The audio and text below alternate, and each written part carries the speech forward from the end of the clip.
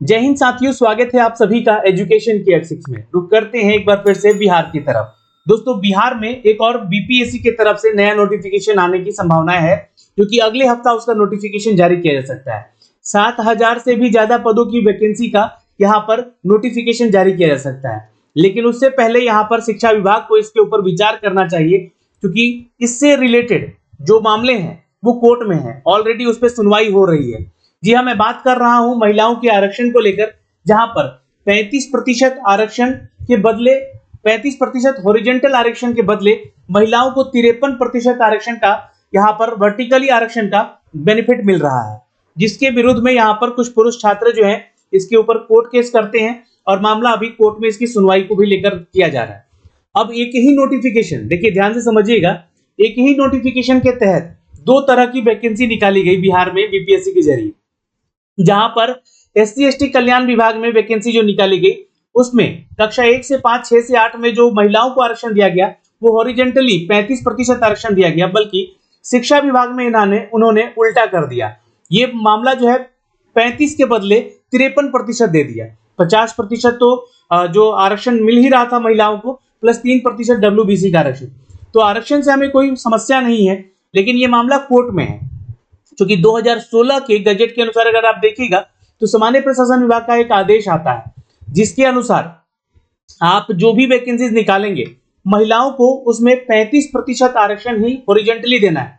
लेकिन ये जो आपको आरक्षण का मैटर है ये वर्टिकली दिया जा रहा है, जो कि कक्षा 1 से 5 और 6 से 8 में महिलाओं को मिल रहा है, जिसका बेनिफिट पाते हुए महिलाओं का सिलेक्शन इसमें ज्यादा दिख रहा है, जिससे कि छात्र नाराज होकर, पुरुष छात्र, ये कोर्ट केस में जा चुका है, मामला सुनवाई भी चल रहा है। लेकिन अब एक नई वैकेंसी आने वाली है। ये नई वैकेंसी 7,279 पदों की है, जिसकी परीक्षा को लेकर नोटिफिकेशन जारी किया जा सकता है बीपीएससी के जरिए। एक न्यूज नोटिफिकेशन आया है, उस न्यूज नोटिफिकेशन को भी हम लोग देखेंगे, और जो ऑफिशियल लेटर जारी किया गया था उस लेटर को भी हम लोग देखेंगे यहाँ पे, कि आखिर यहाँ पर बार बार शिक्षा विभाग ऐसी गलती क्यों कर रहा है, इसको समझेंगे हम लोग। और ये संज्ञान में लाना बहुत जरूरी है, इसलिए आप लोगों से शेयर करने के लिए मैं बोल रहा हूँ वीडियो को, ताकि शिक्षा विभाग के कान तक ये बात गूंजे और उन तक ये बातें समझ में आए और उन तक ये चीजें पहुंचाई जा सके, कि जो आरक्षण का मैटर है उसको ध्यान में रखते हुए ही आप अपना नया नोटिफिकेशन जारी करें। और बीपीएससी भी जो नोटिफिकेशन जारी करेंगे तो शिक्षा विभाग के तहत ही जारी करते हैं। तो दोस्तों, ये मामला है 2016 को लेकर। जी हाँ दोस्तों, सामान्य प्रशासन विभाग की तरफ से ये लेटर जो है 8 अक्टूबर को जारी किया गया है। क्योंकि आपको मैं बता दूं कि 8 अक्टूबर को इसलिए जारी किया गया है क्योंकि ये मैटर जो है कोर्ट में चल रहा है, पटना हाई कोर्ट में इसकी सुनवाई हो रही है। ये विषय क्या है समझते हैं यहाँ पे आप लोगों से जरिए, यहाँ पे कि टीआरई 1, 2 और 3 के कक्षा 1 से लेकर 8 में क्षैतिज महिला आरक्षण लागू करने हेतु सामान्य प्रशासन विभाग के तहत यहाँ पर परिपत्र संख्या 2342, जो कि 15 फरवरी 2016 का पालन नहीं किए जाने के संबंध में। ये क्या है मैटर, यानी कि 15 फरवरी 2016 को कौन सा आदेश दिया गया था सामान्य प्रशासन विभाग की तरफ से, तो ये समझिए। यहाँ पर मैटर है कि इसके अनुसार ईमेल आईडी जो दिया गया है, यहाँ पर ध्यान से देख लीजिएगा, ramdas.patnabihar@gmail.com। अभियोजन यहाँ पर 29 जुलाई 2024 द्वारा प्राप्त आवेदन के माध्यम से बीपीएससी यानी कि बिहार लोक सेवा आयोग पटना के द्वारा आयोजित टीआरई 1, टीआरई 2 और टीआरई 3 के कक्षा 1 से 8 में क्षैतिज महिला आरक्षण लागू करने के हेतु सामान्य प्रशासन विभाग बिहार पटना के परिपत्र संख्या 2342 दिनांक 15 फरवरी 2016 का पालन नहीं किए जाने के संबंध में प्राप्त हुआ है। यानी कि जो मैटर है दोस्तों यहाँ पे 2016 का, ये कहता है कि आप जो भी बहाली बिहार में निकालेंगे या अन्य किसी भी राज्य में निकलती है, वहां पर महिलाओं को 35% आरक्षण देना है, और वो भी क्षैतिज आरक्षण। क्षैतिज आरक्षण मतलब होता है यहाँ पर कि हॉरिजॉन्टली, है ना, हॉरिजॉन्टली, यानी कि इनमें जो जितने भी सीट इनकी होंगी महिलाओं की, अगर मान लीजिए कि 500 सीट निकलता है 1 to 5 में, अगर इनमें से 200 सीट ही यहाँ पर फुलफिल हो पाता है, तो बचे हुआ जो 300 सीट है उसको जब अगली बहाली में एज ए बैकलॉग सीट जोड़ा जाता है, तो ये जो सीट है वो जनरल कैटेगरी के छात्रों को जाता है, यानी कि जनरल कैटेगरी में ये जाकर जुड़ेगा। लेकिन अगर आप देखिएगा, अगर ये वर्टिकली यहाँ पर अगर आप देखेंगे तो वर्टिकली आरक्षण जब दिया जाता है तो ये आरक्षण का मामला ये हो जाता है कि जो भी सीटें बची हैं, मान लीजिए 300 सीटें बची हैं, ये 300 सीट जो है ये सिर्फ और सिर्फ महिलाओं को ही मिल पाएगा, अगली बहाली में भी अगर जोड़ा जाता है तो।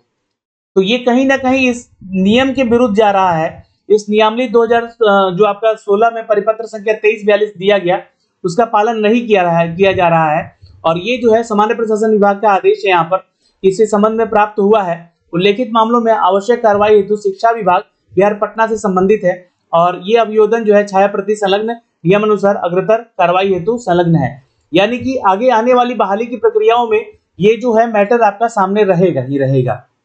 ठीक है, तो जो बहाली की प्रक्रिया अब आने वाली है, जैसा कि मैंने आपको बोला कि 7279 पदों की ये जो विशेष शिक्षकों की बहाली आने वाली है।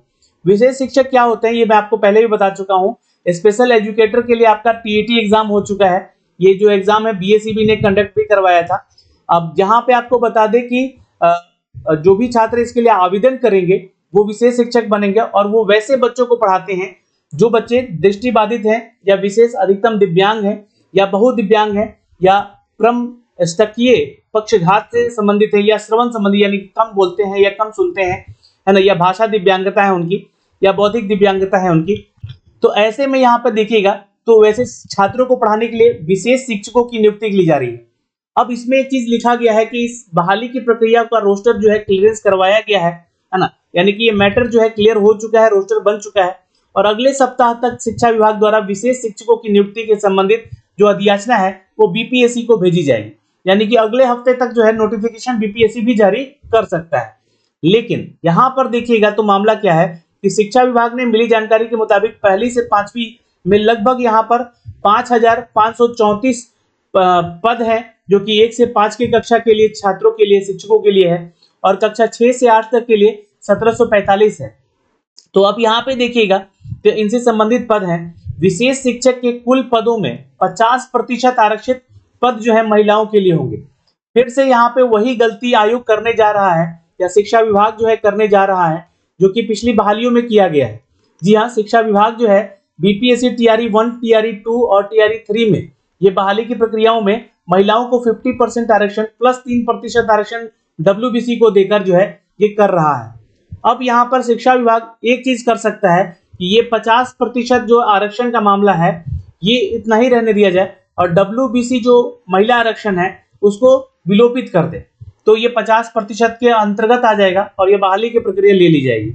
लेकिन इस नियुक्ति में महिलाओं को कोटिवार 50% आरक्षण दिया जाएगा, ये मैटर यहाँ पे जो है लिखकर थोड़ा सा गड़बड़ कर दिया गया है।